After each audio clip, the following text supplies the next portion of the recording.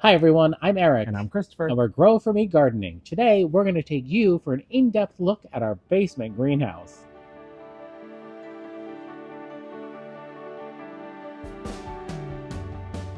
Well, hello everyone, and welcome to our glamorous basement.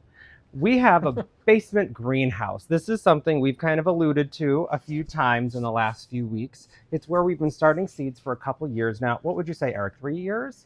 Yeah, I looked up to see when we purchased this greenhouse, and it was December of 2020 is when I gifted it to you for Christmas. Yes, it is a Quictent, and it came from Amazon. I couldn't find the exact one, but I'm going to put a link below to one that's almost the exact same measurements. Yeah, there's a lot that kind of look like this. But, Yeah. This setup that we have here in the basement is not necessarily for beauty, it is for function. Absolutely. This is normally something you'd put up outside temporarily, but in our case, we needed something a little more permanent that was also cat-proof.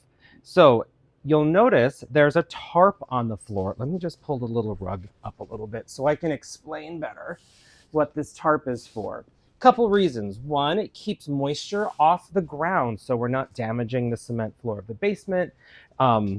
Which we haven't had any water spills yet, so that part's fine. But then what happened is we realized the cats would just climb right in underneath the walls. So I went through and I have duct taped the base of this structure all the way around. So this is part of if you have cats in your house, they love to get into everything. They're very curious. So what we went ahead and did is the entire perimeter of the greenhouse has been duct taped. So they cannot, as much as they want to push through here, they just kind of hit duct tape. Yeah, which is perfect. So that's great. So speaking of maybe if we stay on the topic of the cat proofing, how do we keep them from getting in this little door here? Yes, you might notice that there's this metal pole. This is not part of the greenhouse. This is an old shower curtain rod. And what I've been doing when we need to close things up, it gets all zipped up, but the weight of the shower curtain rod keeps them from getting in. Yes, because we have Freya and Frederick, and Freya is our girl cat, and she's very tiny. She's masterful very into the greenhouse because she's really into it. Like, she will try to get in no matter what. So that's kind of how we've cat-proofed it, by duct taping the plastic edging to the tarp so they can't get in, and then adding a weight to the roll-up door so they can't push the Velcro up. Yes. Here we are. So we're inside the greenhouse, and look at Frederick. This is a perfect example of why we want to cat-proof in here, because he's like, oh, is this a litter box? It's the same shape, it's the same size. No, Frederick, it's not a litter box, buddy. And so we have caught them in the past before we learned how to thoroughly cat-proof, coming in here, maybe using the potting soil as a litter box, which is kind of disgusting. And also trying to nibble on the greens and stuff. They're indoor cats. They don't get that outdoor experience, and I can totally understand why they are so drawn to it. So for their safety and for cleanliness and our enjoyment of this space and starting seedlings, that's why we focus so heavily on cat-proofing it. Oh, Eric, how big is the greenhouse? The greenhouse is 8 feet wide and 10 feet long, and I'm 6'2", and I have no problem, standing up in the center of this. And so Christopher's going to join us in here and give you a much more thorough look into the components and how we pieced this greenhouse together from scratch. And it's been very successful for us the last few years. So obviously we're in the basement. It's going to be a little bit cooler, a little bit drier, thankfully. Our house is very well insulated. So this keeps the humidity in. It keeps it warmer in here. The grow lights put out quite a bit of warmth. So it'll be at least 10 degrees warmer in here than the rest of the house is. So that's step one. You need the greenhouse. Step two in how we've set this all up is these great shelves. I believe these are the Trinity brand that we got at Home Depot. I think, they're like $100. Yeah, I think you can get them at Costco too. Frederick loves to roll around on the tarp. It's very funny. He likes the noise. So we have the two systems. Depending on how many lights you want, depending on how big your lights are, these happen to be 4 feet wide. They normally have 5 shelves, but I only have 4 for spacing purposes. And then the next thing you're going to need is your grow lights. I have 4 4-foot systems. Each one has 4 bulbs in them. I believe it's 4 bulbs because they're not LED bulbs. We're going to upgrade to the LED bulbs, but if you've done any research, you know the LED bulbs are quite a bit more money. So how did you decide on these lights to go on these shelves? Well, because these shelves, to be quite, frank, are built for like your garage. Yeah. They're not necessarily sold as growing seed shelves. So how did you decide upon these lights to go with these shelves? All right, so the reason I chose these shelves was that I like the wire because it would be cleaner if dirt's falling through, if water's falling through. I chose these lights because I knew I wanted 4 foot wide because, and there's a specific reason, I haven't opened these up yet, but this particular seed starting tray, you can fit 5 across perfectly. So it's a nice amount of space to work with the particular seed starting trays that I've been using. And there's our opened and used seed starting trays underneath. Very used and very loved. I found on Amazon these little clip pulleys. They have a little carabiner on them. And so that's how I can raise and lower my lights depending on what I need at the moment. Once they're okay, because they're not LED, so yes, when you're starting your seeds, they have to be much lower. Yes, and then as the plant grows, I start to bring them up. Once this is upgraded to LED, what I'll probably do is just use the carabiner, clip these up as high as I can, and then just leave them, and that'll be how they stay. LED is not a necessity, it's a nicety. It's a nicety, and okay. I think most systems are being sold as LED now. These are just a couple years old. And when you invest in lighting like this, these weren't cheap. I think these were $150. So this is something we started out with one shelving system, and then we added the second shelving system the next year because I started getting very carried away, as all of us gardeners do when we begin starting seeds. So that's the basic setup here. We can raise and lower our lighting systems. The 4 lights, this one I had gotten first. This is an Agro Bright. And I can double check the name of this lighting system. Oh, VIVOSUN. And there's 3 of those. Here. I can zoom into the Agro Bright. Yep. And then VIVOSUN. And they've been very successful. Yeah, they're really good. I've had great luck with them. No, I actually haven't had any bulbs blow, which is really nice too. This seems really, really low right now. See, it's not too cumbersome. But, I don't know anybody who has a seed starting system that doesn't have some element of cumbersome and silly. So once you have your shelving and you have your lighting set up and you kind of know how you're going to plug it in, you're going to want some seed starting kits or something to start your seeds in. This happens to be the one that we really enjoy. We work with Gardener Supply and we love this self-watering system that they have available. This can grow 24 little seedlings in it. So if you think about how we can do 5 across and 5 across, we have 5, 10, 15, 20 times 24.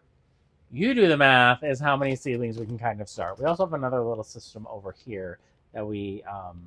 This is the backup that... Actually, you know what? This is the original system we had. Yeah, that is the very first little tiny thing we bought back when we first started trying It didn't work. It did not work one bit. Yes, and then we also have this new Aggie from Gardener Supply, which would be really cute upstairs in like the office or something to that. But we have this set up in the basement, so we figured we might as well add it. Yes, we're going to be using that next week when our seeds come in for pansies for the spring. Yes, we're going to start pansies for our spring containers. But yeah, so these have their self-watering mats in them, 24 cells each. They come with the dome.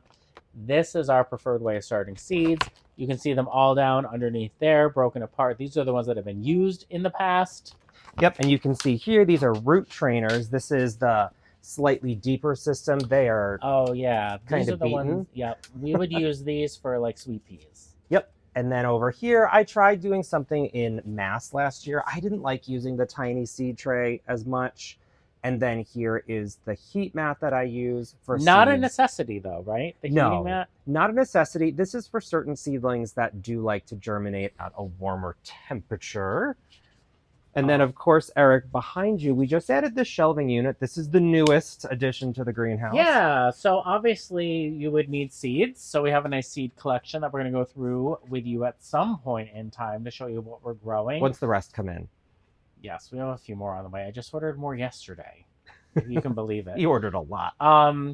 You know, different supplies. We have our winter sowing, which we're going to do later in this video. We're going to winter sow some of our thalictrum, which we love. It does very well for winter sowing. So if you have access to thalictrum seeds, they really thrive in winter sowing. Just little tools, our scoops and these little nice little seedling prongs to get them out. Again, it's just about function down here in this little greenhouse. All of our containers that we've had annuals in, we've saved over the years. That's where we can, you know, upsize seedlings when the time comes. Yeah, some stuff will just get way too big for its seed tray, but it's not ready to go out, so we'll just pot them up a little bit. Yeah, this is where our potting soil goes in here.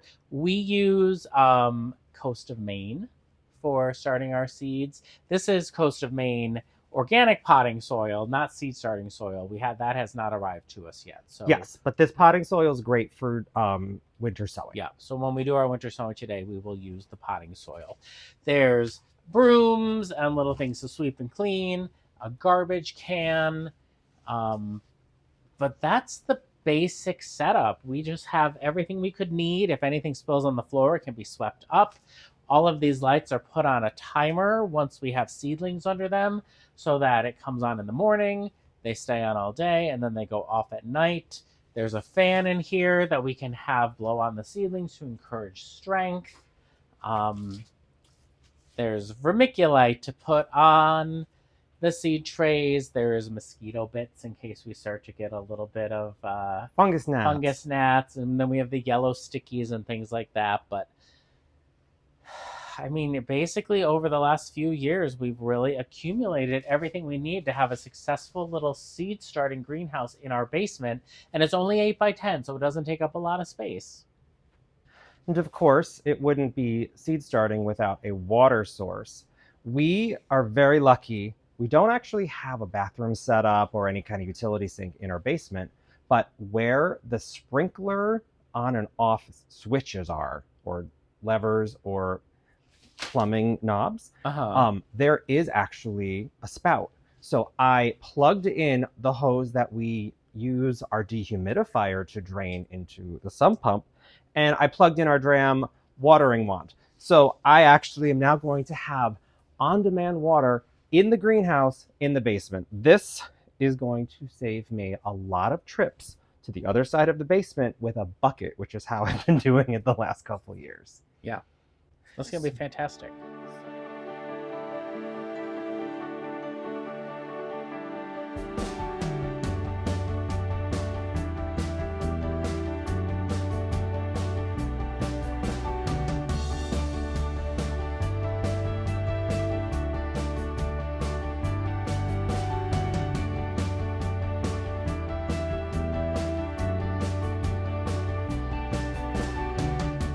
So what we'll do now, actually, I think we should sow some seeds, do our winter sowing, and we'll pop them out now that we've got a beautiful snow going. So it'll be fun to tuck some winter sowing seed containers out.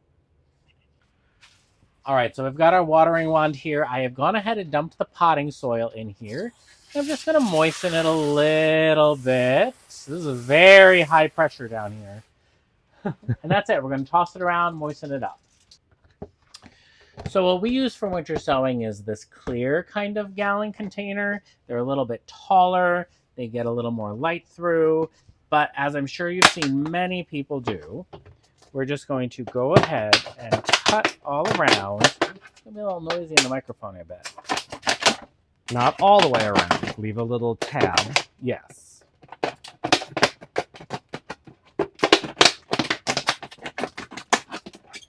And it does not have to be perfect. Where did I start? Okay. Well, I don't want to go too far.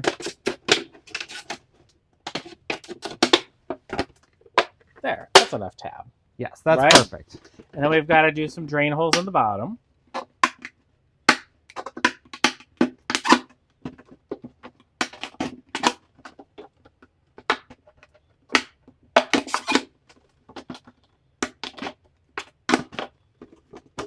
All right, one prepared, and let's prepare the second one. So that's good. All right, the second one is prepared. Yes, it is. You know, the other thing about these jugs I like is this little tab on top so we can carry them around easier. That's true. So the seeds we're planting actually came from our garden. So I think Christopher might have footage of some of these somewhere in the garden. Somewhere we have black stockings and Nimbus white. They're both Thalictrum aquilegifolium. Mm-hmm. They're beautiful little clouds of purple, and the black stockings has very dark stems. Very cool. Do we have our enormous Thalictrum seeds or not? Or did we not collect any? We didn't collect any new this year because we have so many seedlings in the garden that Okay. are going to come back. Because I love that one. What is that one? Lavender Mist. Lavender Mist, and it's so tall. But yeah, these are two beautiful little Thalictrums. So we need these seeds. We need to get our labels going, which are in here. And then we also need the tape that we're going to write the label on. And we need our markers. That's it. So, yeah, I'll get those things together while Christopher gets the dirt in there. Yep. So I've got my trusty permanent marker here, and I'm just going to write Nimbus White. We like to put a look label on the wood, though. Oh, it doesn't work. It bleeds. We have plastic ones, too. We do, but I think we can try it. Let's try it. Let's try it. Nimbus White. And then we'll do black stockings. Oh, this one's not bleeding as much. Interesting. Always put a label on the inside and label the outside of winter sowing because you just don't know if one of them's going to get washed off. Yep.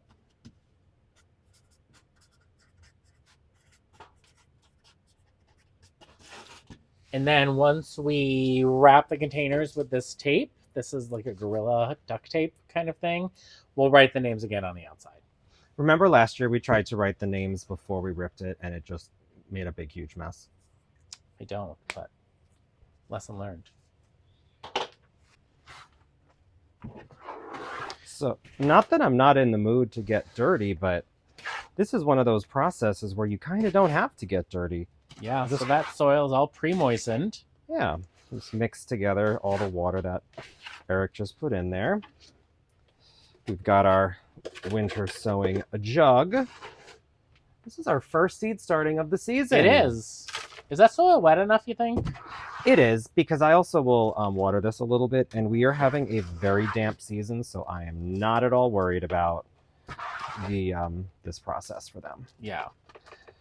There we go. That's more than enough soil. Are you gonna tamp it down at all?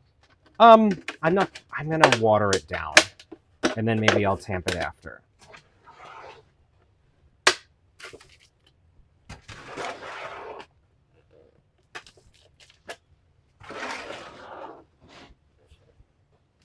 Just a few inches of soil. And then what I usually do with this soil after the winter sowing is done, I usually just dump it in around the whatever we are planting. On the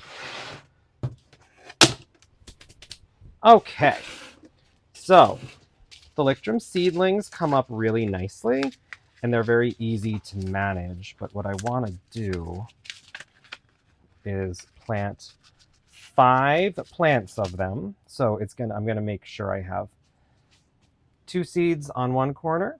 Well, I wanted to show them the seeds of the Thalictrums. Oh, this is what they look like. Little dried pods. And I just do 2 at a time. I do the 2 corners of the jug. One of the reasons I like this jug again, it's got corners. 2 on this side. 2 on this side.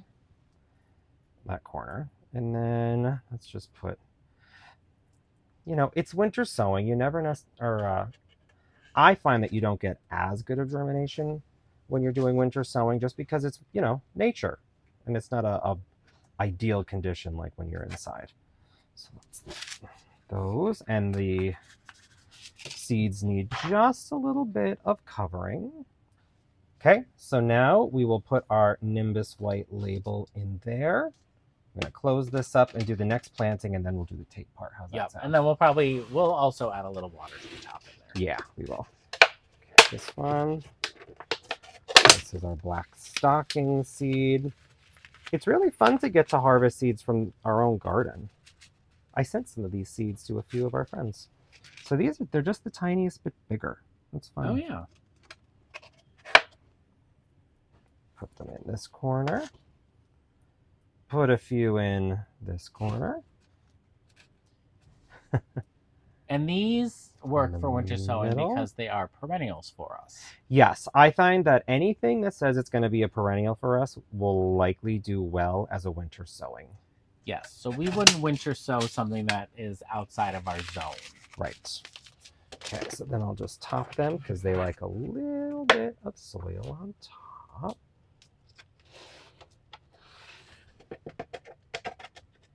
La, la, la, la. And then I'll put our little guy in here. All right, and now Eric can wrap them up. Sure. Okay. All right. Before I tape them up, I am going to give them a little spritz, right? Yeah. Just because I do think this soil could have been a little more moistened. I also think we could have a little more water in this. In this spray bottle. Do you want me to fill up the watering can? Yeah, no. You know what? I'll just use the hose a little bit. Okay. I'll grab the hose. Watch out, Frederick.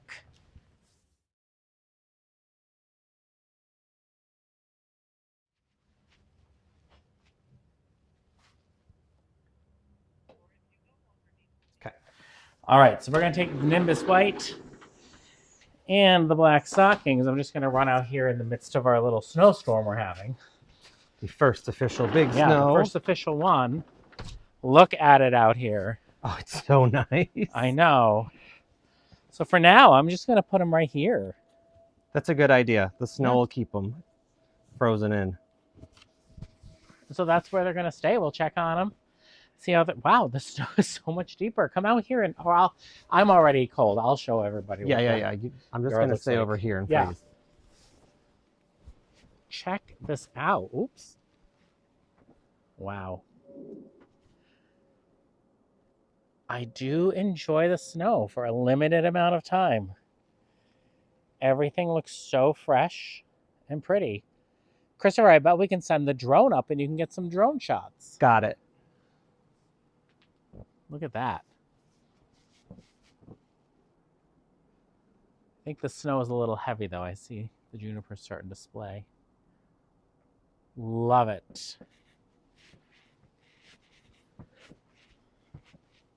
So yeah, this is exactly why we have a little greenhouse in the basement. So we can get our gardening fix in the middle of January. Well, thank you so much for coming along on a little tour of our basement greenhouse. Yes, hopefully you picked up some little tips and tricks about how you can set up your own little growing system in your basement to start seeds for the 2024 growing season. So again, I'm Eric. And I'm Christopher. And we're Grow For Me Gardening. Thanks for growing with us.